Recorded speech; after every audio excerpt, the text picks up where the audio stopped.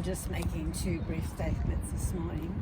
One in relation to the proposed end of JobSeeker, and the other in relation to the cashless debit card. Both very important topics at the moment. I met yesterday and the day before with a number of people who are on the JobSeeker payment. Two clear messages came across. Firstly, the stimulus payment as a result of coronavirus has changed the lives of people who find themselves, so 1.4 million people in Australia that find themselves on JobSeeker. It has meant for the first time that they could actually have 3 meals a day. It's meant for the first time in 2 or 3 years they've been able to fill a script. It's meant that they've been able to clothe their children and pay their rent, so they had secure housing. That was the first message. The second message was one that I found incredibly disturbing and inconceivable, that the government does not know what it's going to do in 42 days' time, which is when JobSeeker proposes to be finished.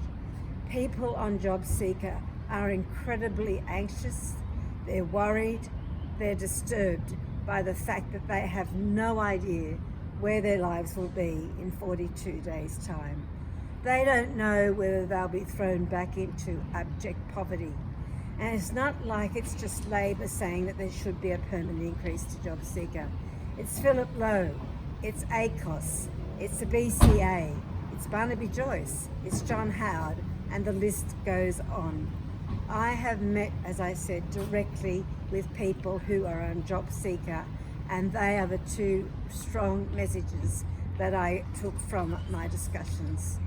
The second point that I'd like to speak about this morning is the $2.5 million waste of money by the government on the report from Adelaide University in relation to the cashless debit card. It is inconclusive.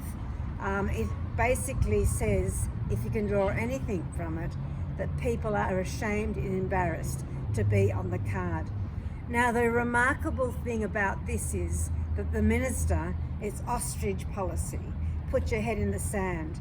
The minister made her decision to extend the 4 trial sites without any evidence, without waiting for the outcomes of the $2.5 million Adelaide review.